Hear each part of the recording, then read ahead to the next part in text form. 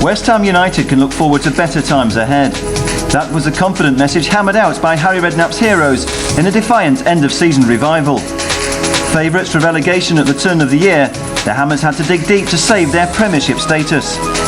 Out came the chequebook, and the brilliant double signing of a dazzling new strike force turned West Ham's season around. John Hartson, a £5 million buy from Arsenal, and Paul Kitson, a £2.3 million man from Newcastle United, proved a masterstroke. And Redknapp's rebuilding didn't stop there.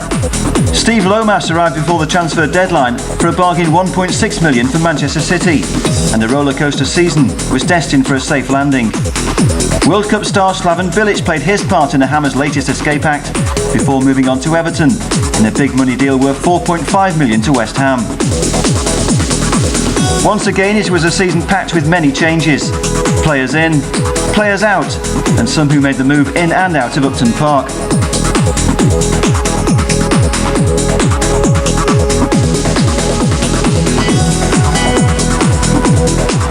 Merson again.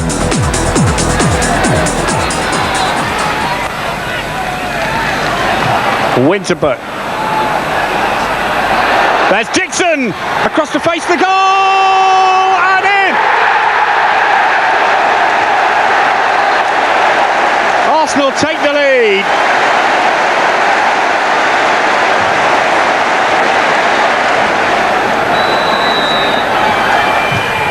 He doesn't often miss from the penalty spot. He hasn't this afternoon.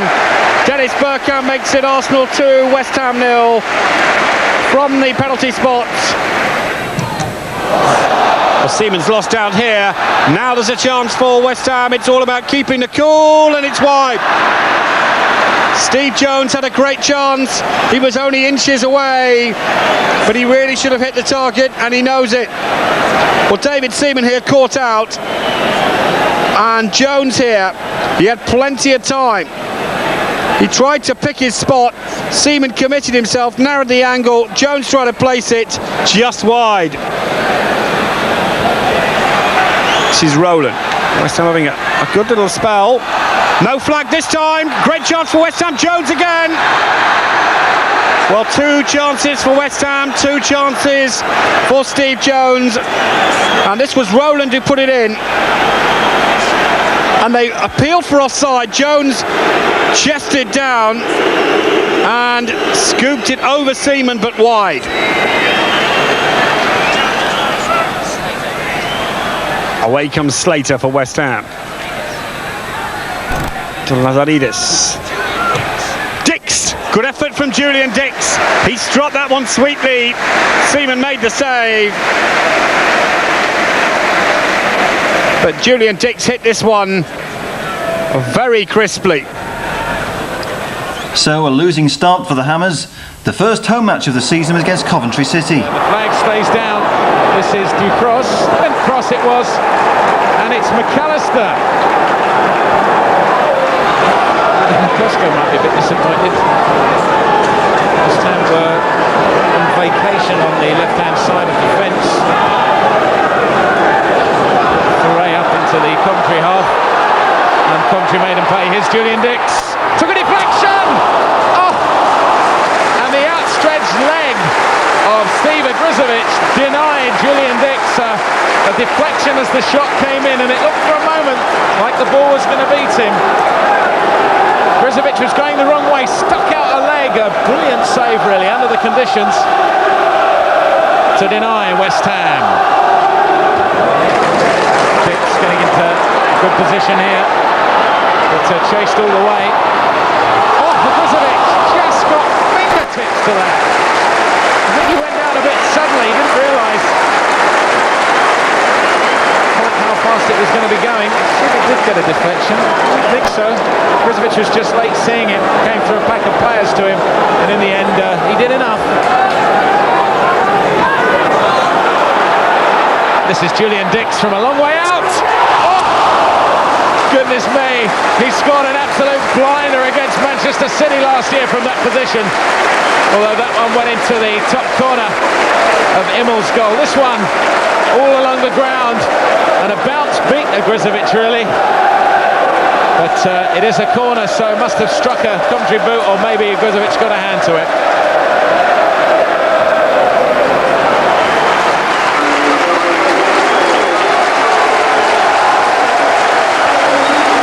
Futre comes on. Well, this is his debut for West Ham United. Injured he was for the Arsenal game, but now making his debut. 53 minutes. And the Portuguese international is on.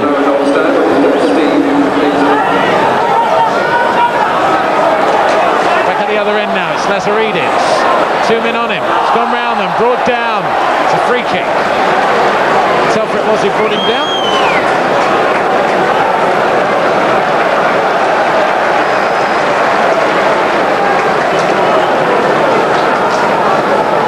Only 5 players outside of the Coventry area. It's Dix to hit one.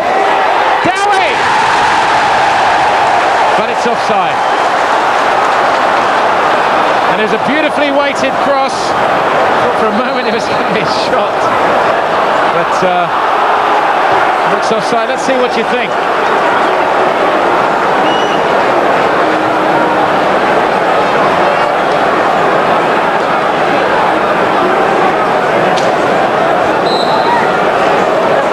Very difficult to tell. We don't have the side angle here. Lazaridis. West Ham really less than 20 minutes now to do something about this game. It could be 2 games, 2 defeats. And Lazaridis has really taken a tumble there. Missed a lot of last year through injury, and he has fallen awkwardly. Fans feel that was a bit of a over-the-top tackle.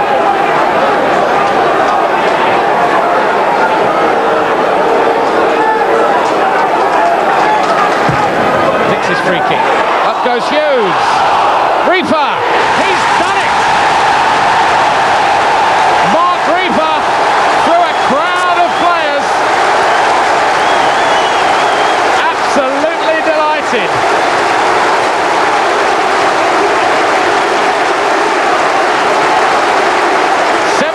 .minutes. It was Dix's free kick that came in. It looked like it might get Hughes. And it was headed out. Reaper hit it on the full, and in she went.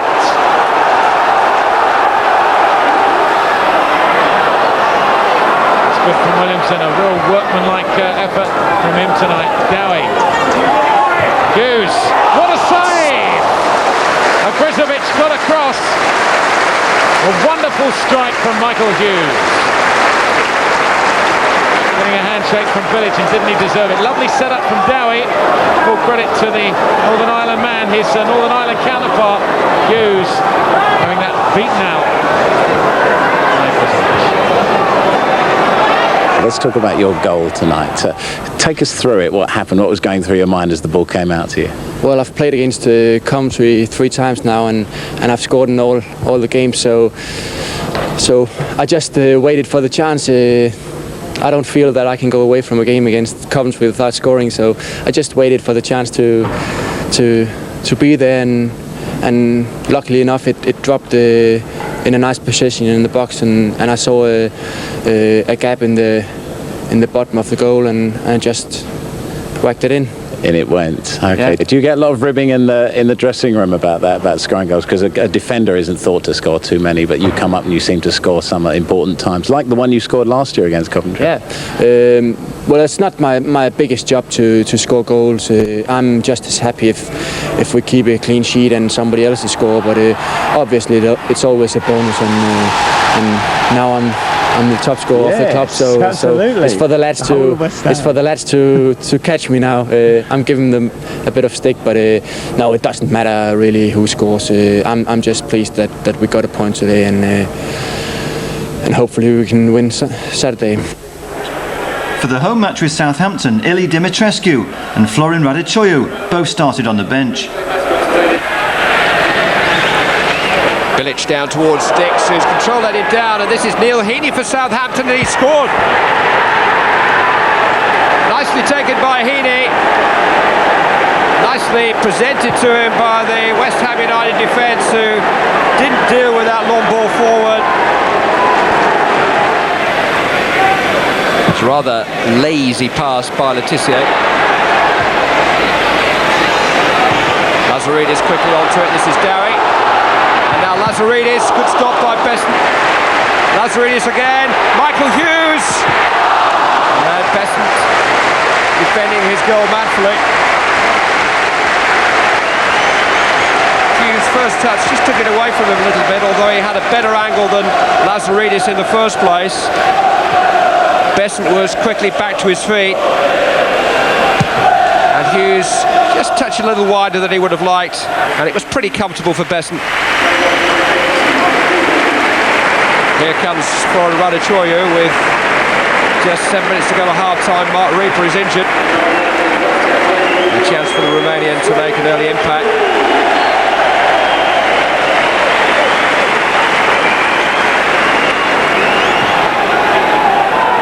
Hughes to Futre. Radachoyu, who pulled wide. Well spotted by Futre. Besson just managed to help the ball its way over the bar. Best part of half an hour for Ilie Dumitrescu, replacing standout Lazaridis. Gordon Watson is on too for the Southampton goal scorer Neil Heaney. West Ham United successfully keeping Southampton at arm's length. And this is Futre. Now Radachoyu. Seen off by Nielsen. Good corner kick. Dumitrescu unable to clear the first defender. This is Futre. And Hughes. And yes! Michael Hughes! Well, if he meant that, Best a little bewildered and maybe a little suspicious. It was a truly wonderful goal. He changed feet so quickly as Futre burst forward. And was he trying to loft it towards Dowie, or was he trying to loft it under the crossbar? Only Michael Hughes will really know. But the loop that he got defeated Besson completely. It couldn't have been better placed, whatever he meant.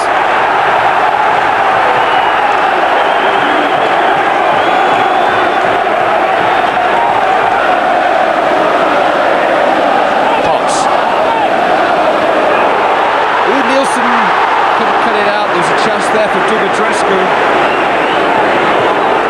Dix picking up the pieces. Radachoyu. Dix. Dumitrescu. Good stop by Besson. Watson lost his footing. Radachoyu might still have a chance. It's out of harm's way in the end. And the West Ham pressure is growing.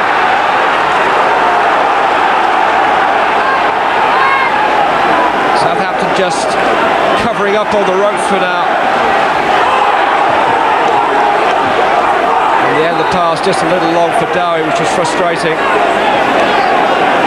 But Southampton were almost undone again there. Dave Besson had to make a smart stop after Julian Dix had burst forward onto Radachoyu's pass. It was just a little bit behind Dumitrescu, and he couldn't quite get the power he wanted.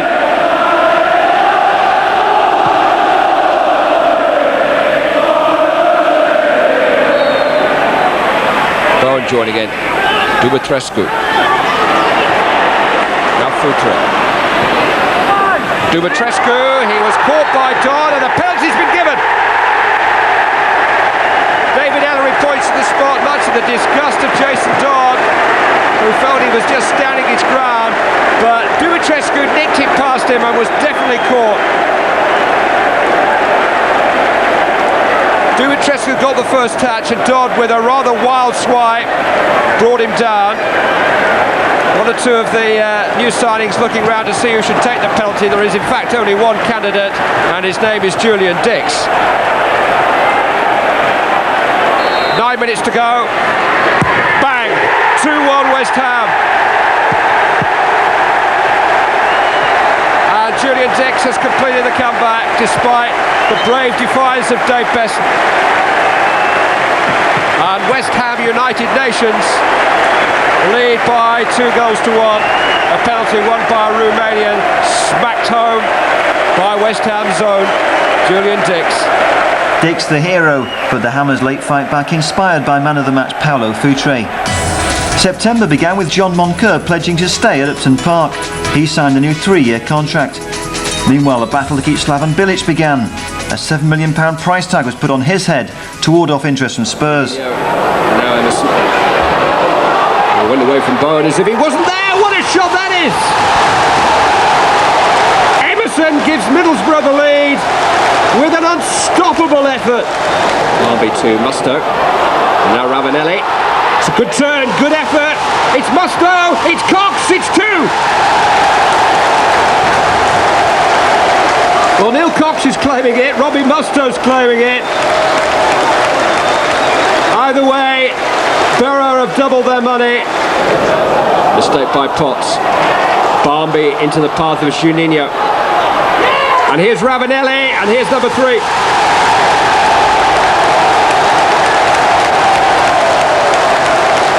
Look at the celebrations behind Ravanelli and Juninho.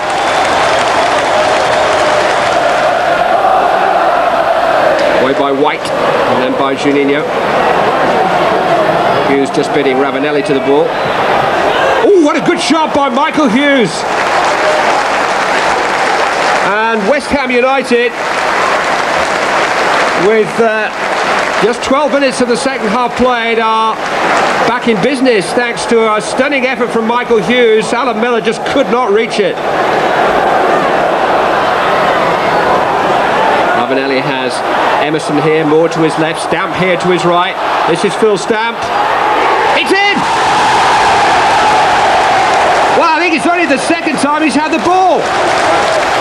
Hammers well beaten, and Harry Redknapp not happy with the poor defensive display. A much improved performance followed at Roker Park. With the ball, Dumitrescu will get a great chance now and has wasted it. You've got to hit the target, simple as that. I mean, Futre stood out here for 20 minutes, uninterested, not had a kick. As soon as he moves him inside, this is what he's capable of. He'll run at players, he'll commit players. He picks out Dumitrescu beautifully. He gets a little bit of luck. You know what he's trying to do. He's looking for that top corner. I know it's not far away, but a player of his quality should be making Tony Coton work. The Hammers let down by disappointing finishing. Goal scoring is proving a problem, and the worrying signs continue at home to Wimbledon. Andy Clark broke the deadlock at the start of the second half. The Hammers never recovered, and 5 minutes from time the Dons claimed goal number 2. Ifani Koku making no mistake. Game, set and match to the Crazy Gang. The loss of Paulo Futre with a hamstring injury in the first half hadn't helped, but Harry Redknapp was far from happy with the disappointing display. Meanwhile, the good news is that Slaven Bilic announces he's staying at Upton Park, for the time being at least. In the Coca-Cola Cup at Barnet, the Hammers fought back after the home side had taken an early lead. Still has possession. 4 waiting in the box for him, but he just can't get it in there. Here's Lazaridis. There's no one out wide, he'll have to go it alone. Does well to get the cross in. It's there, and it's Cotti. The equaliser comes after half an hour of the second half. And once again, it's Tony Cotti, last season's top scorer, who gets in there at a super header, and nothing Taylor could do about that. Lazaridis did supremely well to get the cross in. What turns out to be Tony Cotti's last ever goal for the Hammers prevents an embarrassing cup upset. Meanwhile, the best performance of the season so far follows at the City Ground. Just teased down the line for Stan Lazaridis. Cross towards Dowie, and Bowen has scored for West Ham. Oh, what was he doing there? Mark Bowen's first goal for West Ham United. They take the lead with just over a minute of the first half remaining.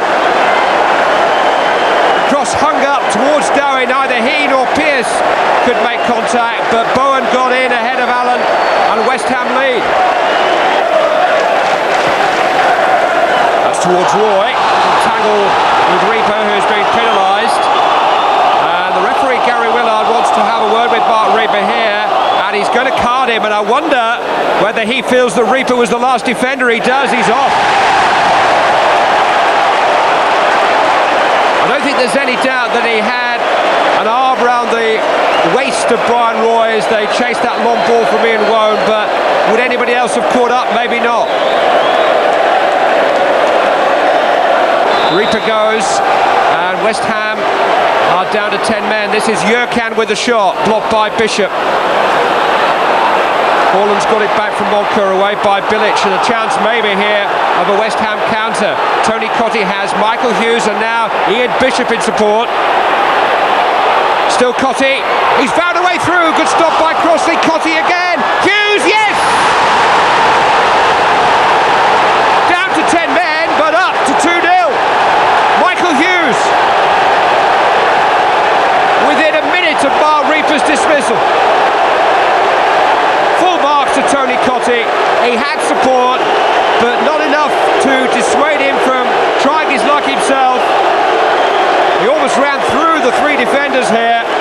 Little catching him up. Phillips trying to stop him. Pearce trying to cover. Got at his shot. That was blocked. He had another bite at it there. And Michael Hughes, it was, who walloped it in to double West Ham United's lead. A precious win for the Hammers' 10 men. And 4 days later, Slaven Bilic gets the Hammers out of trouble in the Coca-Cola Cup. Up comes Reaper, up comes Bilic! And he'll be doubly happy with that. That's his first goal for West Ham. Well, I suppose it's a pretty good time to score it and bring this sleepy game to life. So the Hammers safely through to round 3. And next it's a Premiership showdown with Liverpool. Jamie Redknapp is busy signing autographs before kick-off. Harry Redknapp's son always a popular visitor at Upton Park. And Liverpool are made to feel very welcome indeed when they take an early lead. Hugo Porfirio makes his Hammers debut.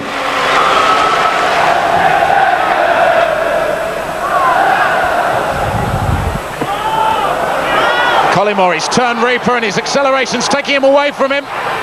And he's put it in. Liverpool ahead on 2.25 minutes. Stan Collymore, there he's answering his critics. And he got away from Reaper so quickly. Reaper looked sluggish. Collymore broke. And Ludek McCloskey back in the side. Well, it looked a bit of a weak poke, but he got it past McCloskey, and Liverpool ahead.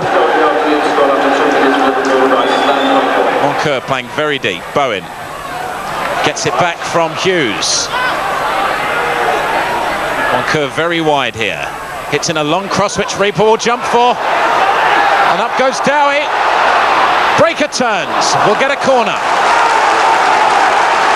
And now West Ham showing a little bit of form. And it's necessary. West Ham have the corner. It's hit far post. It's in there!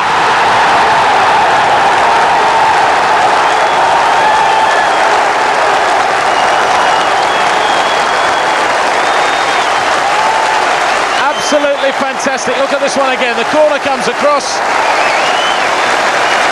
And I'm taking away the credit from Bilic, in fact. He scored one on Wednesday and he scored another. Slaven Bilic.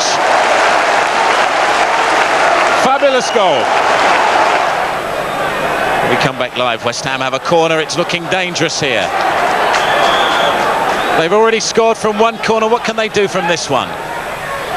Reaper goes up for this one. Dowie goes up. Dix maybe. Oh, it's the crossbar. Reaper. And Liverpool riding their luck at the moment.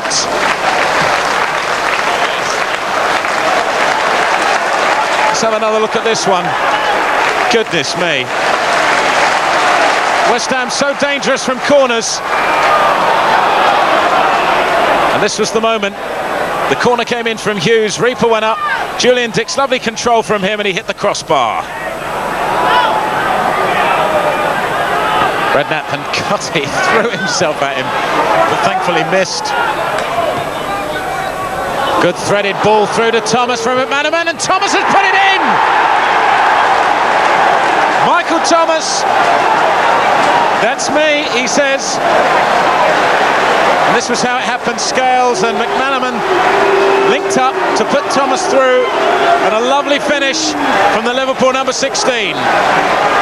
Hammers beaten in a match they feel they should have won. A frustrating debut for on-loan Portuguese star Hugo Porfirio. How did it work out that you came to West Ham? Well, I'm here only till the end of the season, and then I'll maybe continue on West Ham. I don't know.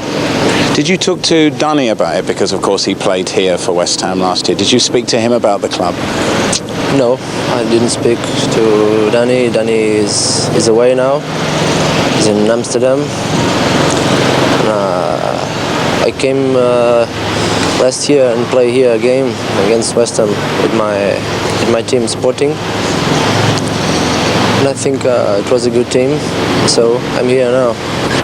Porfirio was the Hammers' star man in the next match at Goodison Park, but sloppy defending let Graham Stewart give Everton the lead inside 10 minutes. That put the home side in control, and a rare mistake by Ludek Miklosko early in the second half left Hammers with a mountain to climb, Gary Speed making it 2-0. A flattering lead for the Merseyside men, and there was just 4 minutes left when Hammers finally got on the score sheet. Julian Dix making it 2-1. No mistake by the Hammers penalty king. No one strikes the ball harder than Julian Dix, but frustratingly, it was too little too late. Here he is again. Dix. Furio turned well, but Trier will get that.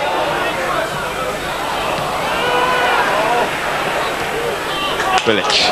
Good ball into space for Hughes. Feeds Porfirio onto the right foot. Turned in. Just the goal West Ham needed. John Moncur. And it was the skill of Porfirio squeezing his way through the Leicester defence, round Spencer Trier, set up Moncur, who placed it past Keller's right hand into the corner and put West Ham ahead. A second home win of the season lifts Hammers into 13th place. Hughes. Next comes a Coca-Cola Cup showdown with Nottingham Forest. A lovely ball to him from Hughes. Onto the left foot. Rolls one into Dowie! Yes!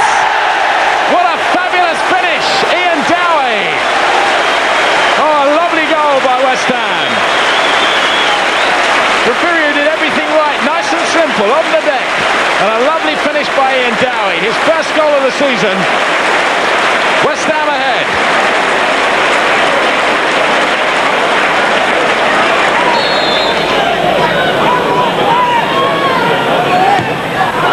That was a wonderfully taken free kick, a chance here, and it's in. Forest have equalised. It was a scrappy bit of play from the West Ham defence.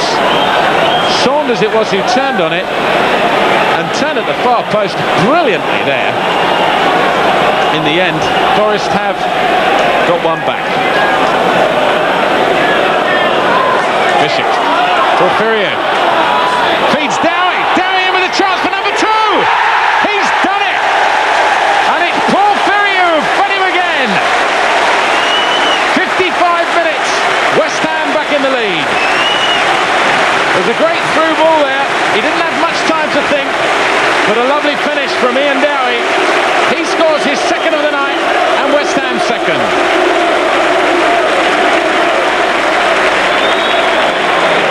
Well, it's for Forest to come to West Ham, really. He just gains in confidence, it seems, every minute of the game he plays.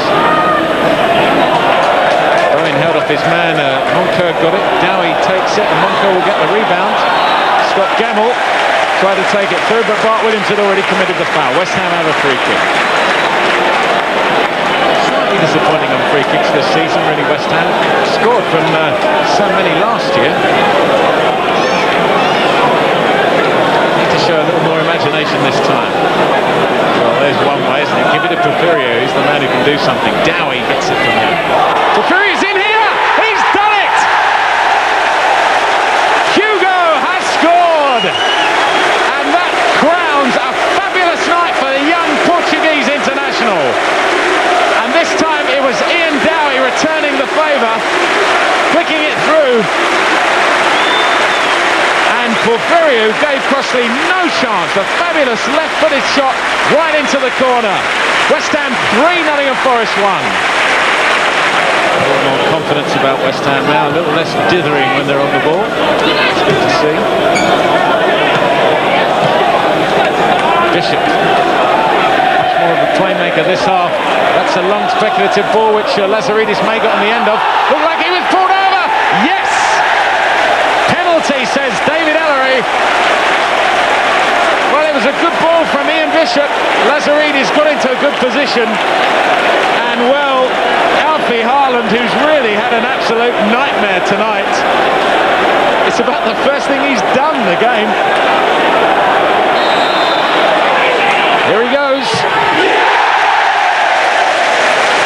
It's 4. And it's Julian Dix scoring goal number 3.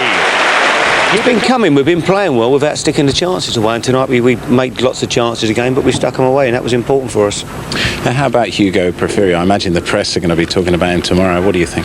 Well, he's a special talent, isn't he? I haven't seen a player, who can do the things he's capable of doing for a long time. He's got that ability to go past 2 or 3 people and make things happen. He's got tremendous pace. He's a top-class player, and I've been chasing him for about 9 months now, and so it's nice to get him here, and I think the fans, they love him, and he's going to be a big star for West Ham. Well, let's just think a little bit about Tony Cottee, who's kind of slipped out of everything, slipped very quietly out the back door, it seems, almost to me. I mean, we heard his message over the tannoy tonight. What were your thoughts on losing him? Well, I was disappointed to lose Tony. He's a good player and he's done a great job for the club. But the Malaysian club came in and made an offer, just around about the £800,000 mark, and that's the sort of money I need to buy Porfirio with. So obviously it was business we had to do. I didn't want to lose Tony. I've got a lot of respect for him. He's again done a great job for us. The year before last, his goals kept us up. But things, people move and people go, and the game goes on, and that's how it is. People come and go, and we all come and go, and eventually I'll go, and that's and West Ham goes on. So he's done a great job while he was here. Well, you're still here for Saturday and Blackburn. What do you think? Tough game. Blackburn, if you look at Blackburn, you'd say they were one of the strongest teams in the country, strongest squads in the country. Flowers, Sherwood, Bohemian, Sutton, £5 million, Gallagher, Scottish international. The outside right they bought from Greece, Wilcox. I mean, a magnificent squad of players. Gary Flitcroft, McKinney, who can't get in. You go through them all. They're like all big stars, and they're rock bottom of the league. This ain't badly wrong. I don't know what it is, but we've got to make sure on Saturday that they've still got 4 points, and that we've pushed on and we've got 14 points, and it'd be a good week for us if we can do that. The Hammers do indeed round off a perfect week, thanks to another telling contribution by Porfirio, despite being dealt an early shock. For this. And Donis is waiting just on the semicircle. It's in. It's in there. And Blackburn have silenced West Ham.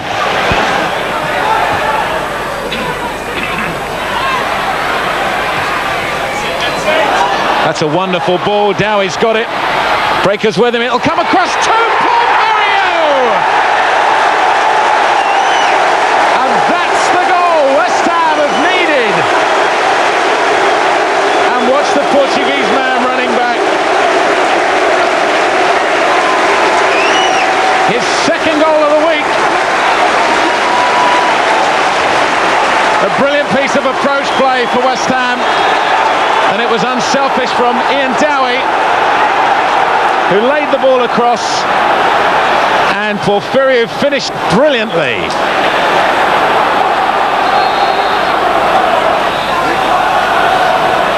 There's a break here for Blackburn, but in the end, I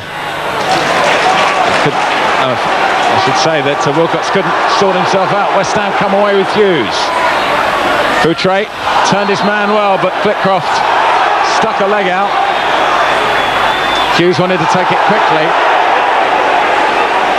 Porfirio.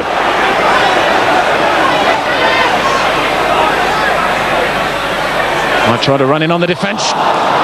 Saw Dowie's run, flicked the ball in, but in the end, Blackburn kept it out. Bishop. It's a long ball looking for Lazaridis. Wonderful ball. Great control from Lazaridis. It's in the cross. It's an own goal.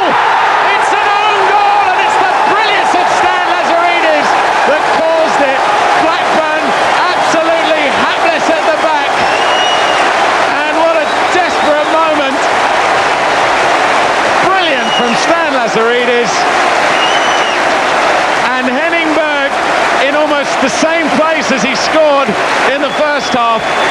Puts it past his own keeper. Bishop. Dowie. Good turn. Reaper. It was the finish of a defender. Fortunately for Tottenham. And now West Ham can break with Lazaridis. Touch from Porfirio, and now Hughes. With Breaker on a run, if he fancies going that way. Here's Porfirio again. Short to Dowie. And Porfirio, chance here, good save. Excellent save from Walker. It looked for a second to be past him as the Sporting Lisbon man went through. He's only on loan. West Ham want to keep him, and that was a real good example of why.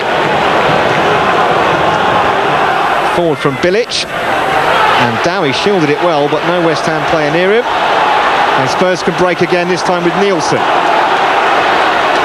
Armstrong. Oh, he's done his defender there. Chris Armstrong, good chance, and he's in for Chris Armstrong. Tottenham take the lead. It's taken 67 minutes, but the man who can't stop scoring has given Spurs the lead.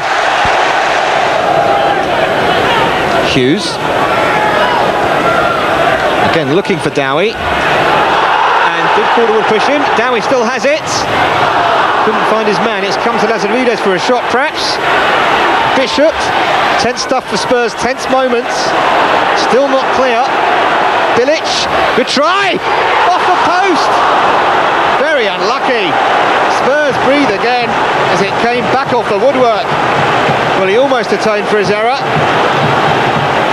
See it again, had a lot of curl on it, and it came back off the upright.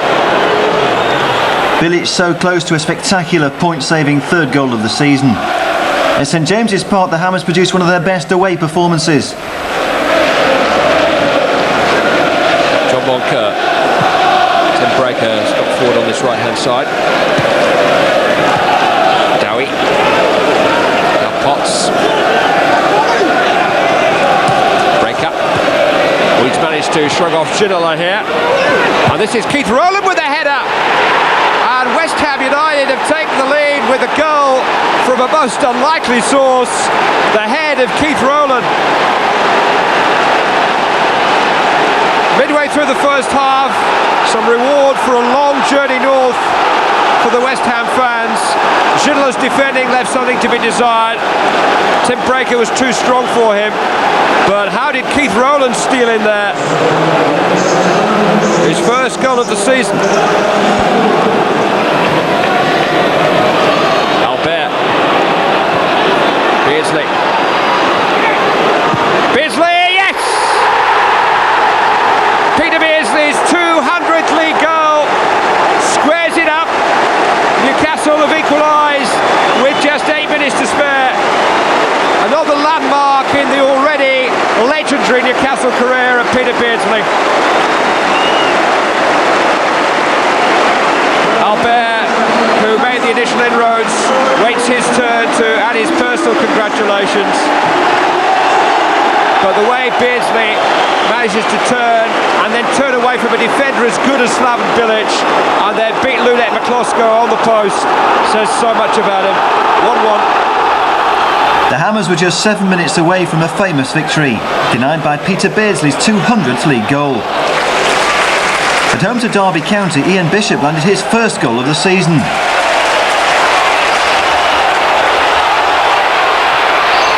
A well-taken strike by the Hammers midfield man. Holt, the stranded Derby keeper, could only stand and watch as the ball flies into the roof of the net.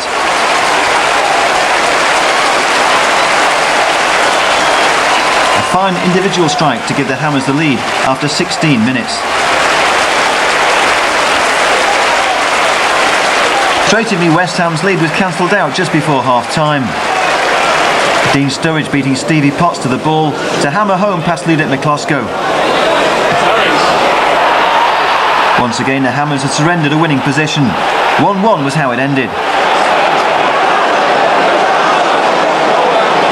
Looking at your goal, there have been debates in the press box already about whether the deflection was really important or whatever. How did you see it when the ball came to If you? I'm totally honest, I think it was. I don't think it struck the ball as well as it can, and I think that the deflection helped it along the way. Watching from the box, it's like everybody, like you weren't going to take a shot and you saw everybody went left and right and you thought, might as well have a go. Yeah, well, I'd slid in and it had a 50-50, I think it was with Darryl Powell, and I think I just had the strength left in my legs to stand up and swing my left foot at it. So, I mean, the worst part was afterwards when everybody jumped on me. I think I was down there for 5 minutes. I couldn't walk when I got up. You got Stockport on Wednesday, and if you win that one, you're in the last 8. Do you think West Ham can bring some trophies to the cabinet this year? I've been here 7 years now, and I think we got to the semi-finals of the FA Cup in '91, and this is probably our best chance of ever getting as close as that again. I know you can't look beyond Stockport. It's not going to be easy for us. They're going to come here and they're going to battle and they're going to raise their game like teams do. I've been down in the 3rd and 4th division, played against Premier League sides, and I know that we've raised our game. So, you know, I think it's important for us to get an early goal and settle ourselves and settle the crowd. It looked like things were going according to plan when Florian Radichoiu did just that after 17 minutes. Well won by Potts. And now Dix. Not a bad ball. Dowie made something of it. Chance here for Radichoiu. 1-0 West Ham. A sweet goal, a sweet touch from Dowie. And Radichoiu, only his 3rd start of the season, did superbly to turn it past Jones. That's a quality finish. They paid £2.5 million for him. That's what you get for your money. Well played by Ditz. Until he lost it to Dinning. Chances here for Stockport. This is Dinning still, and he's equalised. A real shock for West Ham, and it was trouble all of their own making. They gave the ball away, and the substitute has punished them in emphatic fashion. Well, it was very confident play from Tony Dinning. In a crowded penalty area, he found the perfect finish. 1-1. A frustrating night for the Hammers against a spirited 2nd Division side well worth their second chance. The Hammers' failure to finish sides off was starting to prove costly. With 18 matches gone, Julian Dix and Michael Hughes were joint top goal scorers with just 3 goals apiece. Hughes deserved to increase his tally at Hillsborough, but the Irish international's long-range drive came back off the crossbar. Hughes' spectacular effort at the start of the second half was the nearest either side came to scoring. A valuable away point for the Hammers, but further evidence that Harry Redknapp needed to solve his side's barren run in front of goal. Meanwhile, it was time for change in the goalkeeping position. Les Seeley rejoined the Hammers from 3rd Division Leyton Orient. Making the move in the opposite direction was Peter Shilton, just a few matches short of his historic 1000th appearance. At home to Aston Villa, the Hammers suffered their 3rd home defeat of the season. Hugo Egiog gave Villa the upper hand just before half-time. On a day the Hammers offered little in return, Dwight York settled the contest with Villa's second 16 minutes from the end. A 2-0 defeat leaves the Hammers without a Premiership win in 5 outings. The Hammers badly needed a lift. The showdown with champions Man United provided one of the games of the season. Petrescu slipping McClare, Rowland slipping Beckett. Dowie's onside. Peter Jones was very well placed to judge. There's no great appeal from Dowie. McClare in defence of Irwin, who made contact, going across and having a word with the West Ham striker. Obviously, McClare feeling that Dowie made a real meal of that, Andy. Yeah, well, not one West Ham United player, Mark, was questioning the decision from... I thought he was offside just there. Might well have just been a touch offside. But as he comes across, they're almost meeting each other. I certainly don't think it's a penalty. I don't think Ian Dowie does. He goes down here. But there's a little bit of connection. I think Dennis Irwin and him do go for the ball. There might be a chance for Dowie here. Oh, Schmeichel's dropped it! But what a recovery to stop Michael Hughes giving West Ham the lead. Well, that's just lack of concentration. He knows it. It's one of those easy ones that's coming in. He's almost looking what he's going to do with this before he's caught it. He's looking around, he thinks it's easy. And those sort of things can happen, but what a recovery. Now Hughes. Dumitrescu. Penalty back for Manchester United. Dumitrescu trying to overturn the odds though. It's a very bold run. Oh! Well, when it had gone beyond Schmeichel, We were expecting it to nestle inside that far post, but kept on going though. It's only the little bend that keeps it out, man. It just curls away. You can see it curling away. But this is a great example when you back even very good defenders like Gary Pallister. You back them into the area, you drive at them and commit them. They hate it. That's what Dumitrescu's in the side to do. He did it almost perfectly. The only thing lacking, well, was that finish. Great effort. Becker. Through Jaworski to Leclerc. It's wider on the left this time. Flipping it towards Cantona, who's unmarked. And so too was Solskjaer for a second. Great save. What a save. What skill from Solskjaer.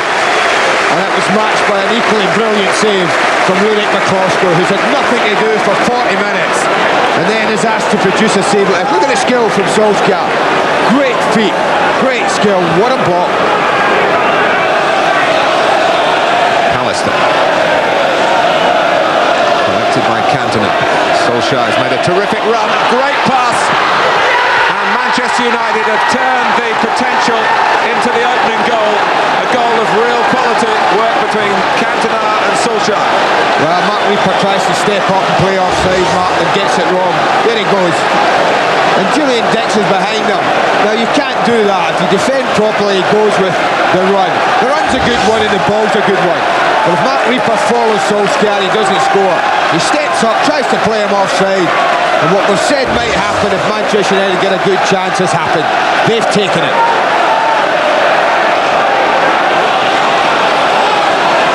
Rowland.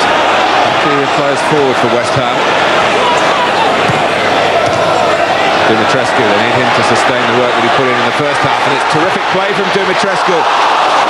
Reminiscent of the sort of football we saw from him in the World Cup finals for Romania back in '94, but it hasn't always been seen in England. Yeah, this is the sort of areas he did make his reputation, and this is what he does so well from that side. He'll always look to come in on his right side. It's the one he favours. He just shifts it once, then he shifts it again. He thought he was going to just turn it the other side of Pallister. Just didn't bend enough. Nearly, Harry. Les Sealy behind him as well. Animated. Phil Neville. Oh, look at Becker. Left unattended.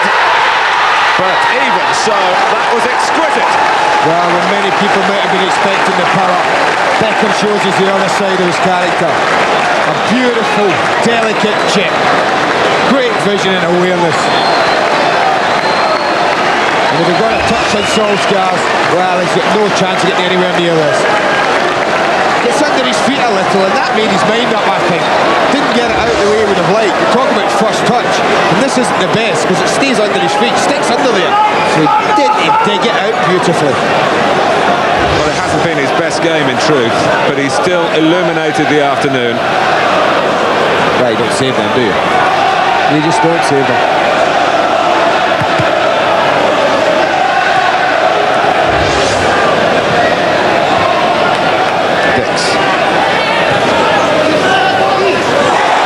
A chance to show there's still life in this game, and there is. West Ham have scored. Lauren Raduchoyu took it superbly. What a finish, just what I said, they look so comfortable. This time, if someone slips, there's no way to recover. Goes across, Johnson's the wrong side for my money as a defender. He wanted to be on the inside, not the out. I don't think he should be getting caught on the outside, but I tell you what, from then on, that's a great finish. Made for him on his right side.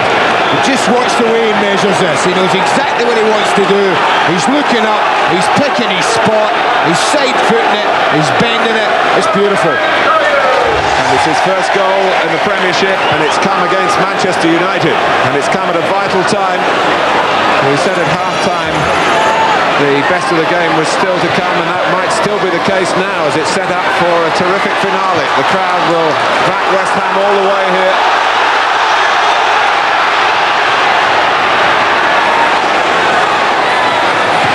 Dumitrescu.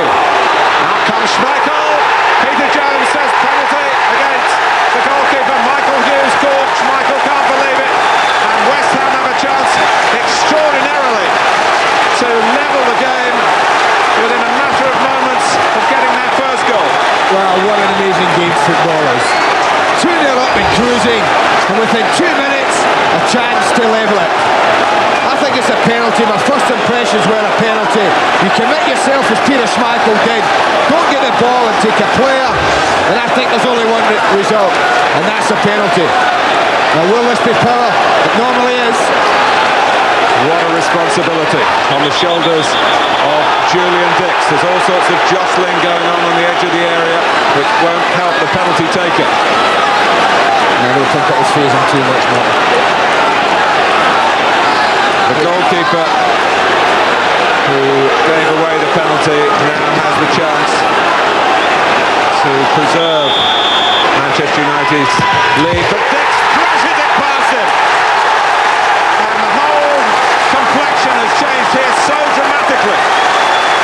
2-2. Well, I said I thought it would be power, and power it certainly was. He could have gone the right way, Peter Schmeichel. He still wouldn't have got across to save that. He did go the right way. But it was past him in a blur. Absolutely fizzed past him. And now a game that looked lost 5 minutes ago is there to be won.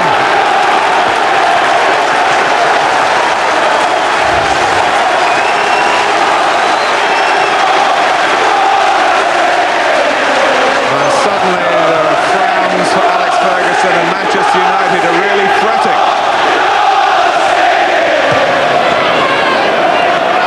Johnson. A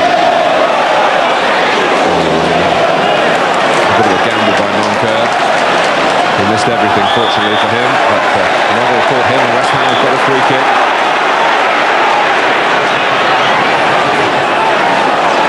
They're not sending too many players forward, but they might think about getting 1 or 2 in the box now, because this is Ilya Dimitrescu. A deflection, and Schmeichel had to go across in any case. For a second I thought that was a West Ham winner. Well, it was always sneaking past the post, I felt, but Schmeichel didn't know that. He had to get across. Had it ricocheted in the other corner, it might have been different. I think it was as much trying to stop the corner as anything, Peter Schmeichel there. Hughes with the corner. Dix coming in. Hughes again. Dimitrescu. It's a great effort, terrific stop, and the flag has gone up, and when West Ham thought they might get another penalty, Manchester United get a free kick for the offside. Well, had it not been offside, they might have well have been a great case for a penalty. This is a wonderful effort. It's a very tight decision. Not to when the flag went up, couldn't quite see Marl. If it went up for the shot, and that was a really tight decision. Neville. Beckham. The cross goes out, the flag is up in any case. Another look at the watch from the referee. There's still time. West Ham egged on, but it's all over. A mundane first half in truth, a marvellous second half. Did you feel you got out of jail a bit? No, we didn't get out of jail. We didn't deserve to be behind in the first place. I mean, how did we get out of jail? You know, we went 2 down against a run of play. There was only one team in the first half. We absolutely murdered them first half.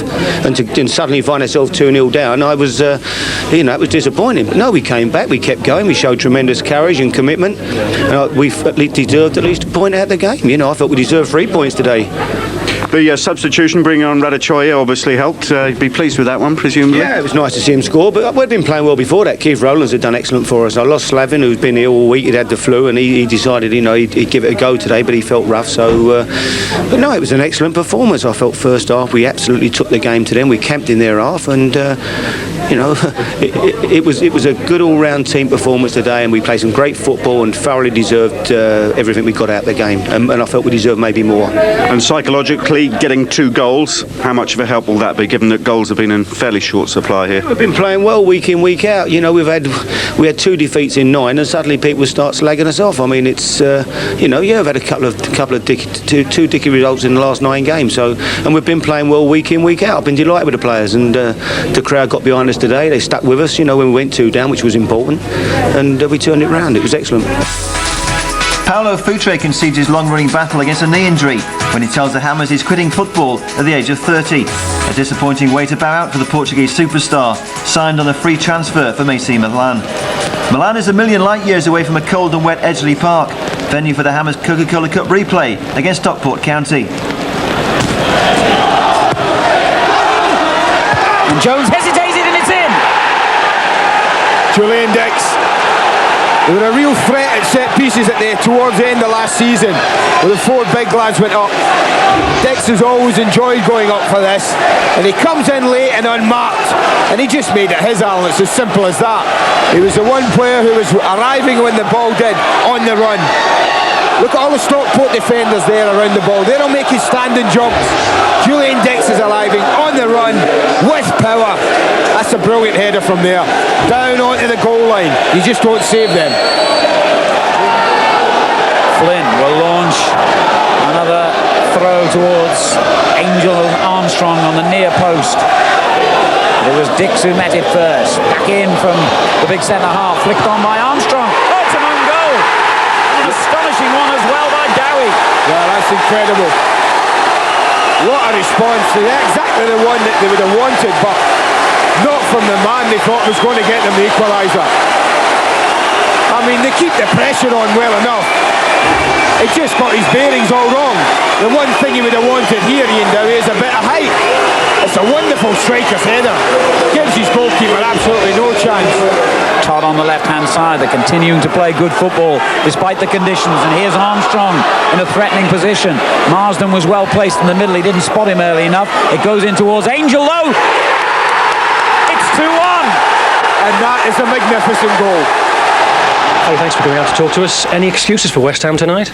No, I wouldn't make excuses, George. You know, we came here, Stockport played very, very well, and you know, we went one up and then we give away a bizarre goal, didn't we? That really, you know, got them back into the game rather quickly. But no, they worked hard and played some good football, and it's difficult for me to say. You know, I mean, I've been on the other side of these sort of results many, many times in all the years I spent at Bournemouth. You know, and so it's the first time it's really happened to me, and it's not nice.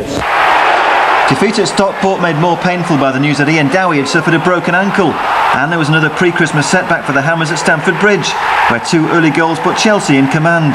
Mark Hughes opening and looking down and out. But 60 seconds later they were back in the game, courtesy of a well-worked goal. Hugo Porfirio applied the finishing touch with a sweet drive.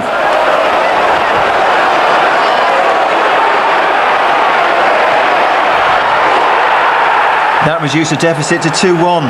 A well-worked goal by the Hammers, but that was the end of the fight back, and it was Chelsea who finished a stronger side.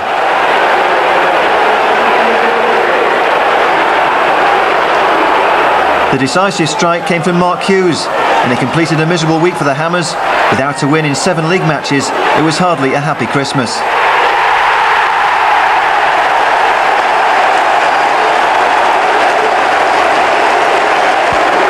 It was the Upton Park showdown with Sunderland that finally gave Hammers fans something to celebrate over the festive period. 8 minutes before half-time, Michael Hughes served up the opening goal for Slaven Bilic. A fine diving header by Bilic that clearly pleased him as much as the fans. The Hammers were good value for their lead, and it should have been 2 when Sunderland were twice saved by the woodwork. Hugo Porfirio with the first effort against the upright, and then with the follow-up Williamson hit the bar. Sunderland's goal clearly leading a charmed life on that occasion.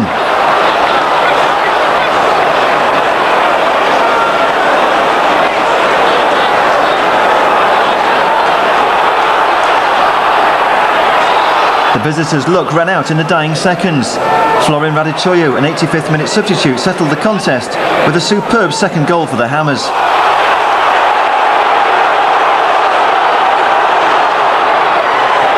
That was his second goal in 3 matches, a classic strike that was well worth celebrating, and it completed a much-needed victory, the Hammers' first Premiership win for 2 months.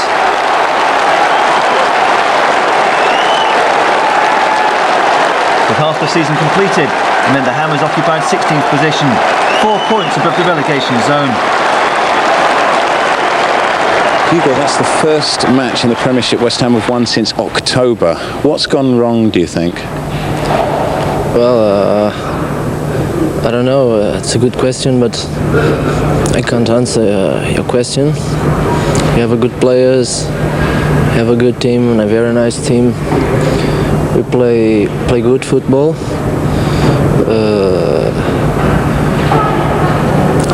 Really, I can't understand. The goals don't come, yeah. But Raduchoya scored an absolutely fabulous goal today. Yeah, we scored twice today. I think we have done a terrific first half and a very good second half too for some moments. That's the way we have to continue to play like this. The new year kicks off with a home match against the bottom club Nottingham Forest, and it turns out to be a nightmare start to 1997 when Kevin Campbell claims the only goal of the match just before half-time. A defeat that drags the Hammers back into the relegation dogfight. 3 days later, a snow-covered racecourse ground is not the ideal setting for a tricky FA Cup third-round tie against second division Wrexham. Here comes the corner. And he's managed to find the net. Brian Hughes has scored. Well, how did he direct that header wide of the defenders and into the corner of the net? Dix. Potts. It has come out and he's missed it. There was a bit of a shoulder charge. Porfirio, and it's in.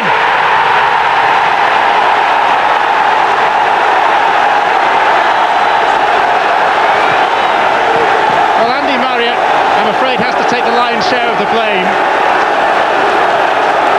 But credit must go to the little Portuguese international for seeing the opportunity and having the skill to take it with such finesse.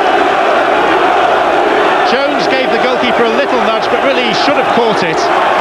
Porfirio had just an instant to assess the situation, and Carey on the line couldn't get back in time. In fact, the curling shot couldn't have been better placed. Look, up high enough, over the defender, under the bar, 1-1. A wonderful strike by Porfirio earns the Hammers a replay at Upton Park. Meanwhile, it's off to Anfield where the Hammers come close to pulling off an upset.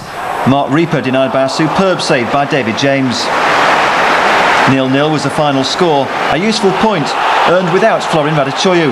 The Romanian had played his last game for the Hammers. He was on his way back to Spain. The need to sign a new striker was highlighted in the home match with Leeds, when Gary Speed scored the opening goal on another bad night for the Hammers. Lee Bowyer confirmed victory for the Yorkshireman, a result that sends the Hammers into the bottom three, deep in relegation trouble.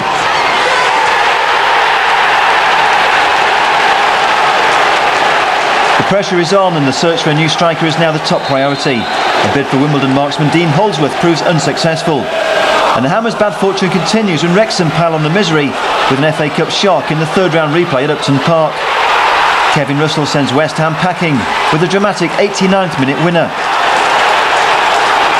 A shattering blow that proved too much to stomach for some fans who made their feelings felt at the final whistle. The timing was awful. It was about 20 seconds before full time, and your heart must have sank when you saw it again. Yeah, of course. Yeah.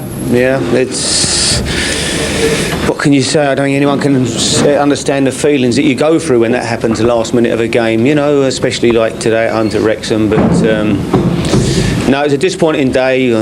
We saw a couple of good kids out there today. That was the only plus for us from our point of view. But I understand the fans' point of view. I understand fully because West Ham's my team, and I'm as disappointed, more disappointed than anybody tonight. This was the low point of the season, but even the pain of being on the wrong end of a major cup upset didn't stop the generous West Ham fans applauding their Wrexham rivals.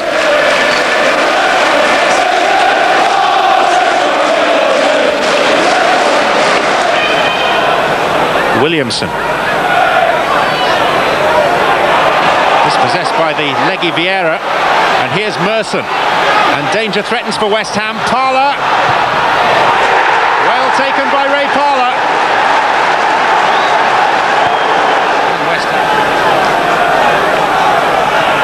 Can West Ham make one of these set pieces pay?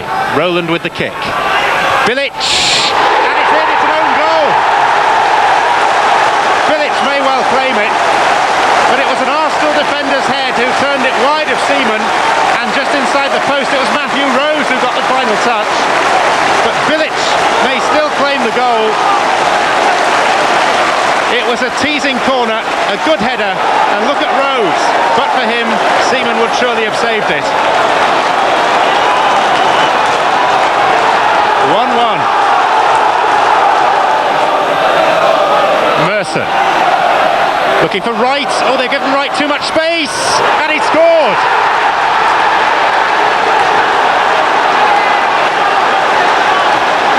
Nobody does it better than Ian Wright. And West Ham, having hauled themselves level, have been hit by a classic counter-attack. And Ian Wright's 24th goal of yet another prolific season. Arsenal back in front. Ian Wright's winner condemned the Hammers to their 4th defeat in 5 matches. And the nightmare continued at Blackburn, where Kevin Gallagher opened the scoring for the home side. Chris Sutton made it 2-0 at half-time, and Rovers looked in total command. Rio Ferdinand inspired a second-half fight-back after he came on as the substitute and landed his first senior goal. It was a valiant effort by the talented teenager, but not enough to halt the losing sequence. Next came a brilliant double boost for the Hammers. First, Paul Kitson arrived at Upton Park from Newcastle for £2.3 million. Then, to complete a new-look strike force, Harry Redknapp persuaded John Hartson to leave championship-chasing Arsenal, the Hammers forking out a club record £5 million transfer fee. Frustratingly, Hartson marked his debut against Derby with a costly yellow card, his 11th booking of the season, earning a 3-match ban. The day didn't get any better, with a hotly disputed penalty providing the turning point in a bad-tempered contest. Rio Ferdinand was the guilty party when he was penalised for this challenge on Asanovic in the 53rd minute. Asanovic picked himself up and duly converted the spot kick, a strike that proved to be the match winner, the Hammers' 5th defeat in 5 matches. A torrential midweek downpour just before kick-off forced a last-minute postponement of the home match with Newcastle. That meant that new signings Hartson and Kitson had to wait until the Monday night showdown with Spurs to make their Upton Park debuts. It turned out to be an occasion well worth waiting for.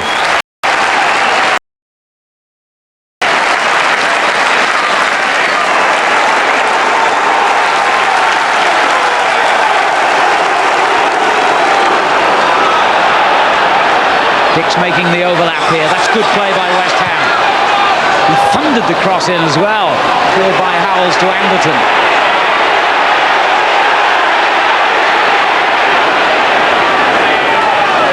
Sinton. Fine challenge by Ferdinand. This is Carr for Tottenham. Everson unmarked edge of the area. It's a goal. Sheringham. What a return for him.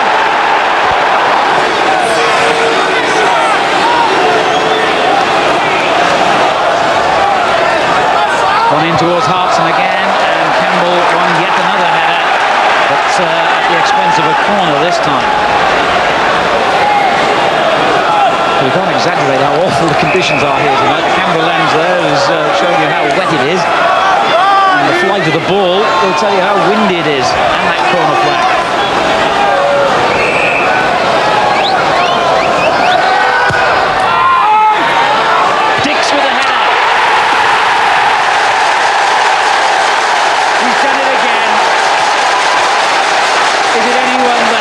The fans' biggest hero.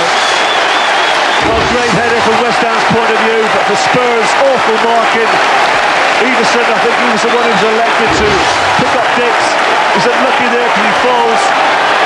Dix, great header. Once again, a very, very accurate header. Completely unmarked, directs the header into the far corner. Nobody on the post. He's top scorer. He's a defender, but he's still top scorer with 6 goals. And that one has brought West Ham level, when it looked as though they were in real disarray. A goal can change the course of a game so dramatically. And now suddenly it's West Ham looking dangerous, and they could easily have had a second. Walker must have got a fingertip to that, and also the defenders' challenges Hughes would have deflected it. Good play that from Hartson. Nice little ball from Kitson. Threads it through to Hughes. Hits it out with his left foot, and a wonderful save from Walker. Certainly did get a fingertip to it, Alan. Otherwise that was going to just nestle underneath the crossbar. Absolutely, it was a tremendous save when you see it again. Dix going in again here, and Walker has pushed the ball into his own net. Although Kitson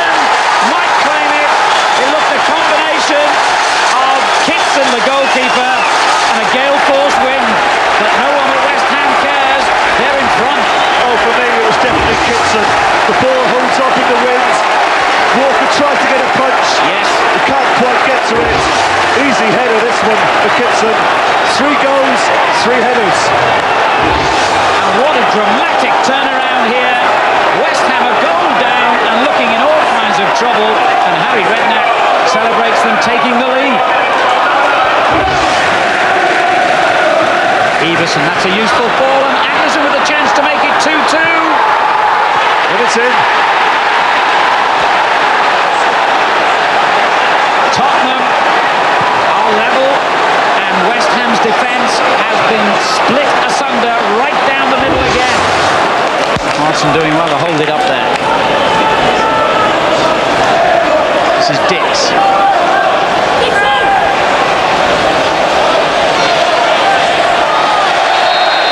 And Dix wins the free kick.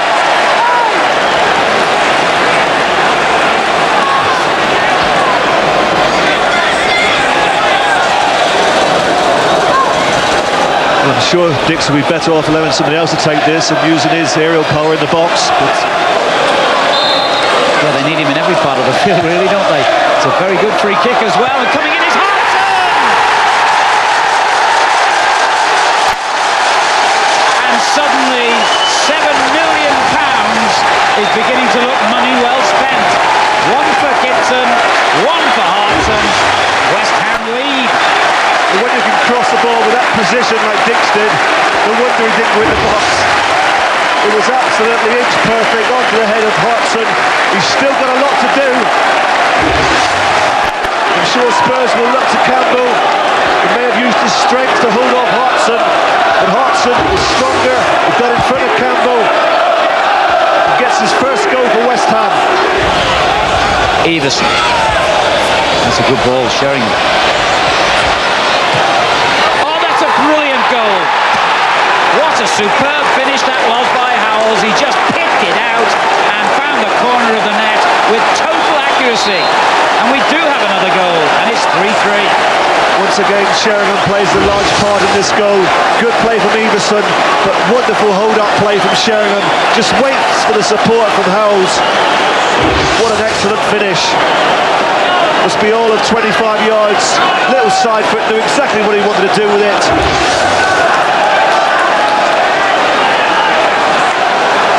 Certainly seen some good finishes tonight. And who knows how this one is going to finish. Kitson's header on is a good one. Hartson battling away for the ball. Carl's played it back into his own area. Hartson goes down this time. It is a penalty. No hesitation by Mr. Willard. When Hartson hit the deck, Howells, who'd escaped one penalty appeal minutes earlier, doesn't escape this time. Well, I said some 5 minutes ago that Mr. Willard looked long and hard about the other penalty. Didn't give it. On this occasion, same player again involved, Howells. On this occasion, he gives the penalty. And on this occasion, I'm not totally sure it was. I thought he'd won the ball cleanly, but maybe West Ham will decide that justice has been done. And Julian Dix rarely misses. He won't hit it softly. That's the only thing you can be sure of. A thunderous penalty by Julian Dix. Jeff Hurst used to hammer them in with delight at that end. He'd have been proud of that kick. Walker comprehensively beaten, and West Ham are back in the lead.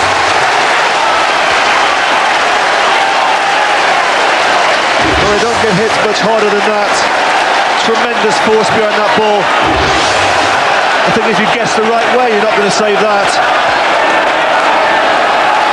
A breathtaking victory lifts West Ham out of the bottom three, but it's back to square one when the next match at Ellen Road ends in a frustrating 1-0 defeat. Lee Sharp puts the pressure back on the Hammers with his winning goal, assisted by a mix-up between Dix and McCloskey.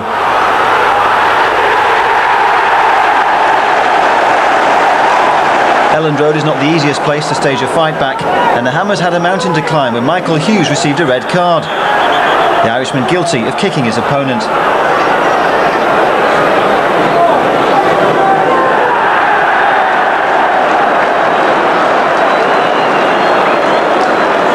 Defeat at Ellen Road is followed by a great long-term boost for the Hammers when Rio Ferdinand decides his future lies at Upton Park.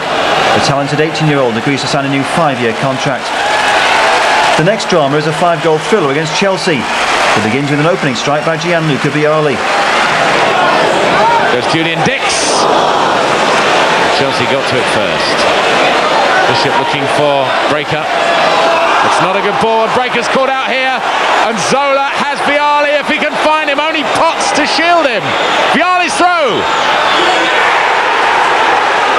Chelsea ahead, and it's a mistake by West Ham, but Zola kept his head, and the two Italians linked brilliantly to put Chelsea ahead on 25 minutes. It was that ball, a poor ball from Bishop, and Breaker left completely stranded. Potts the only cover. There was nothing he could do except shield, and Vialli's finish inch perfect.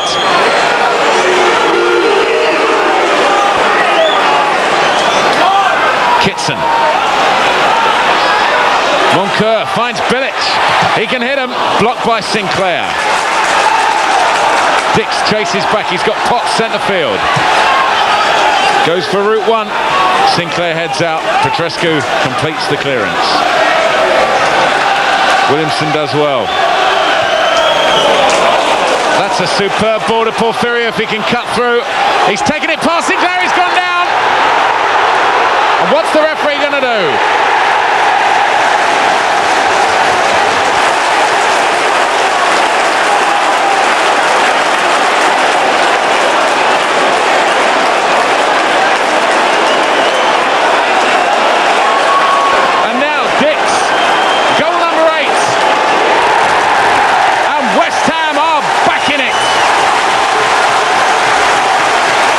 Julian Dix will probably rate that one of his most important goals of the season.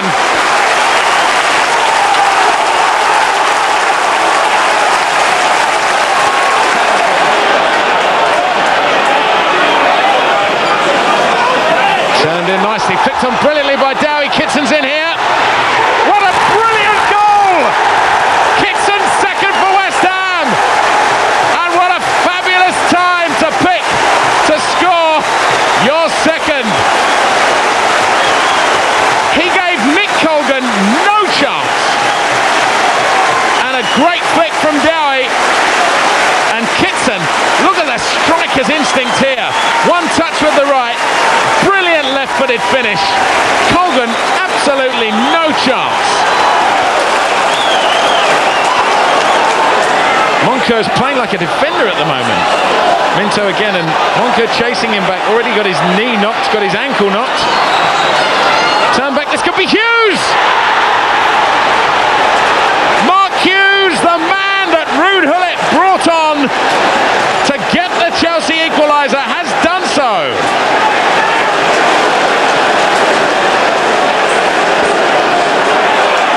Breaker's made a good run for him. He goes round Minto, finds Breaker. There are men up for West Ham. Clark got in. West Ham have a corner.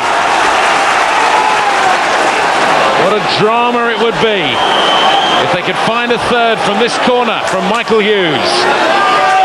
Everybody up for West Ham, bar Lampard and Potts. Dowie, it's in! It's in! Unbelievable! West Ham have scored in injury time! And surely there can be no way back now for Chelsea! Dowie's head! And look at the man on the line! It's Kitson with his second! A brilliant moment for West Ham and for Paul Kitson. Yes, a dramatic injury time winner by Paul Kitson lands the Hammers 3 precious points. At Villa Park, John Hartson is back in the starting lineup after completing his 3-match ban. And it was Hartson who came closest to breaking the deadlock when Stan Lazaridis flashed a teasing ball across the face of goal. A valuable point, but if Jones had missed a penalty, the Hammers stole a point in the final minute. A dramatic moment for Stan Lazaridis to score his first Hammers goal. The unbeaten run continues at Coventry, despite the setback of an early own goal by Mark Reaper. Oh, and they tack in the near post. John Hartson, a good defensive header. This, though, is McAllister, and now it's Richardson. Oh, and deflected and in! I think it may have caught the defender.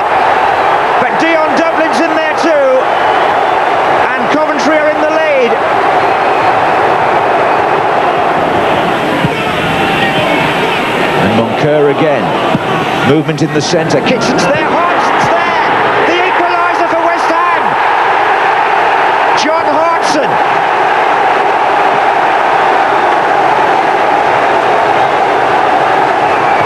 The 27th minute and the Hammers are level. It's a well-directed ball here by John Moncur and the twin strike force for whom they paid a lot of money. Kitson with the flick on. Hartson, who's just got time to steer that cleverly under Ogrizovic as Gary Breen challenges. Hartson, who's cost West Ham a record fee, which could amount to something like £5 million, 21 years old, starting to repay it already, having come from Arsenal. Hartson, a little bit of a tug there perhaps on the shirt of Richard Shaw, and he's been penalised, Shaw. Just pulled Hartson back. And a free kick, which means that Dix will come across to take it.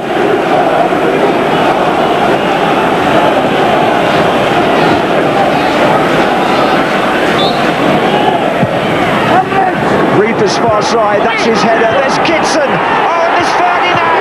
Yes, they've scored again. It's Rio Ferdinand. He's put West Ham 2-1 up.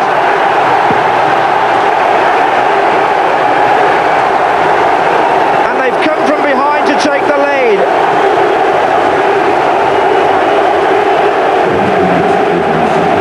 What a spirited reply by the Hammers. Julian Dix takes the free kick this time.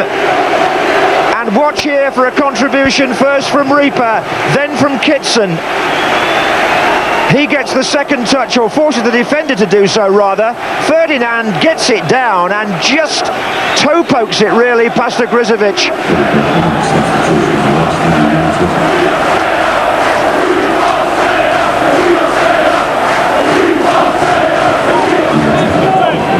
In the old days, the coaches used to sit in the dugout, but now they all stand in front of the touchline seats. They have, of course, a designated area there. There was an awful lot of shouting going on both sides. And here comes Porfirio for West Ham. Hartson's backing him up. In the centre is Rowland. Green wins it from Porfirio. He's a tricky little customer. And Porfirio again. And the pullback for Kitson. Goodness, that was travelling Hartson. And Hartson, oh yes! It's number 3 for West Ham and number 2 for John Hartson. Ruthless finishing again as the Coventry defence hesitated again. Kitson here came from deep. It came off Dion Dublin. Bounced once. Oh, and Dublin committed himself, missed the ball, and Hartson drove it across Ogrizovic. Dublin really lost sight of it there, and goodness me, how Hartson punished Coventry. The season's final signing is Steve Lomas, a £1.6 million recruit for Manchester City. Meanwhile, forgotten defender Richard Hall is finally fit. Hall and Lomas make their debuts against Middlesbrough. John Hartson led the Hammers on a tense evening at Upton Park, but Borough keeper Mark Sforza was solid at the back.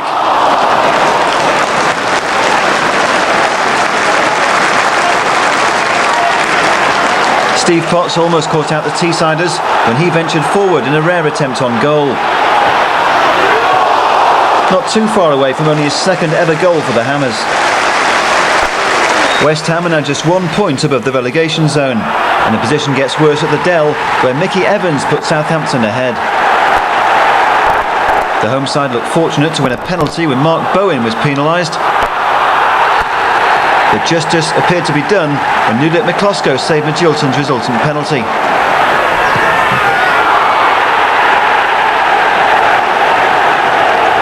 But that was the end of the Hammers' resistance. McCloskey could do nothing to keep out Eyal Berkovic's second goal for the Saints.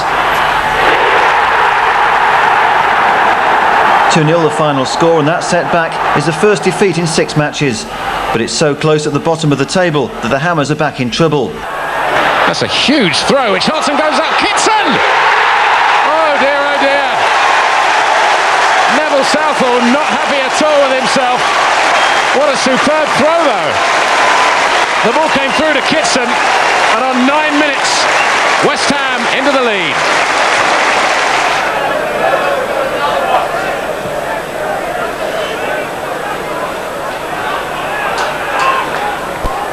Kerr. Can Kitson get on the end of this? Oh! The flag stayed down.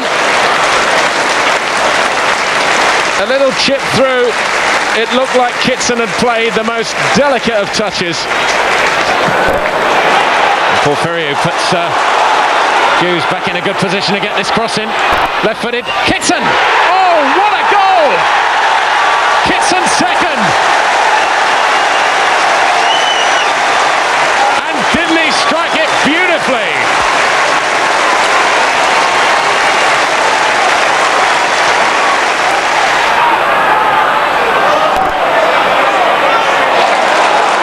And now Hughes. Porfirio's breaking. Kitson is going out wide. Porfirio's the man. Can he get past Dunn? He can. Oh, he's pulled down. Penalty. And the question is, who will take it? There's no Julian Dix. And Hugo Porfirio wins his second penalty of the season against Everton. And Kitson is saying, take it to Hartson, and Hartson saying, no, you're the man on a hat-trick, you take it. So, really looks as if they hadn't made their minds up about who was going to take it before. Well, can Kitson do the unthinkable, the unbelievable? A hat-trick for West Ham. Oh, saved! Good save from Southall. But Kitson, well, it would have been a 49th minute hat-trick. Southall guessed right, got down well, parried it. Hit far post. It'll come to speed. He's looking for Watson. Watson's done well to keep it in. He feeds Barmby again. But across from Barmby, head goes down. It's in there. Everton have clawed one back. A scrappy goal. Southall coming up now. Reefer did well. He got a block on that. Stewart pulled down by Reefer. Everton free kick. 2.5 minutes of injury time now. As Barmby steps up to take this one. Everyone up for Everton except for Earl Barrett. McCluskey comes off his line. He's lost it! And Everton have managed a dramatic equaliser! What was it in the end? Was it nerves the last 10 minutes that made you just shake a little bit, you think? No, it wasn't nerves. We were very deep. They piled the pressure on really straight from the off second half. People will say the penalty made a big difference. I suppose it did really. 3-0 and the game's over really. But that's obviously Duncan Ferguson stuck his goal well, and he was an handful all day really for us. I gather you said to Paul Kitson that you'd normally take the penalty, but you said have this one and get a hat-trick. Yeah, I did. Yeah, I was a penalty taker before the game. But I've said I think there's half an hour to go, and some people will say, well, you should have took the penalty. But I just thought to myself, I'll give it to Paul, and if he scores 3-0, he gets his hat-trick, and everybody's delighted for him. I could have took the penalty he missed. That's just the way it goes, really. The midweek showdown with Leicester was a real six-pointer, and it was John Moncur who claimed his most important goal of the season in the 75th minute. A precious victory for the Hammers put survival within their grasp, and relegation fears are firmly put to one side in a stunning demolition of Sheffield Wednesday. Paul Kitson firing West Ham into a 2-goal lead with a double strike inside the opening 12 minutes. John Hartson setting up Kitson's second clinical strike.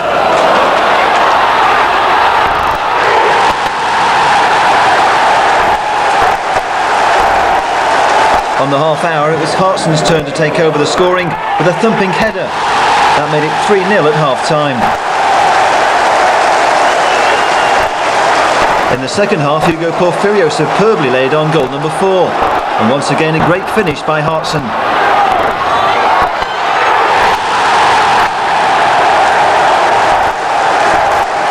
shell-shocked Wednesday stole a consolation 9 minutes from time when Carboni finally put his side on the score sheet. But the final word went to Paul Kitson. Porfirio, again the architect, and the Hammers number 9 drilled home his hat-trick.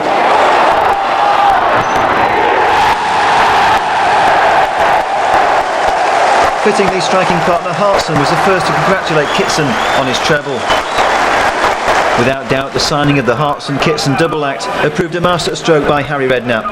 Frustratingly though, Kitson couldn't repeat his exploits in the season's final home match against his former club Newcastle. Strong header forward by Hall. On from Kitson for Hartson, takes it inside, goes in to score, no!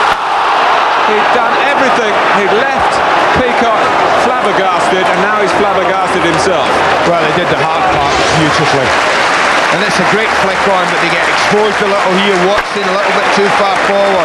He thinks he's going to smash it then. He just drops his shoulder, pulls it inside onto his favourite side, the right side. I thought he was just going to go across the goalkeeper, a little bit like Janino did yesterday. A corner from Gillespie. Oh, and a wonderful save by Mikloshko to stop Alan Shearer putting Newcastle in front. Well, he's not had a lot to do, Mikloshko, tonight, but he makes up for it. Good feet, has to take a couple of steps quickly and gets good height. John, another point, 42. Are you safe now? I think we are, yeah. You know, obviously we're delighted with the result, really. I thought in the second half they probably had the best of the chances, really, apart from my sitter. I thought it was. But we, as I said, we're delighted. I think we're safe now, so we can go to Man United Sunday and enjoy it. The night's final proceedings were the Player of the Year awards. Rio Ferdinand, the Young Player of the Year. Slaven Bilic, runner-up for the main award. And once again, the fans' choice was Julian Dix, retaining his Player of the Year award. All that remained now was the final showpiece against champions Manchester United. The Hammers reduced to the supporting cast as Old Trafford celebrated their latest piece of silverware. Ole Gunnar Solskjaer cleaned up after Scholes had smacked the crossbar. The Hammers' defence was penetrated again in the second half when Jordi Cruyff wrapped up proceedings with a superb strike. 2-0 the final score. In the end, a rollercoaster season had ended in safety. A final position of 14th place when the Hammers had finished the season in their highest spot for 5 months. A positive conclusion, and Hammers confident that better times lie ahead.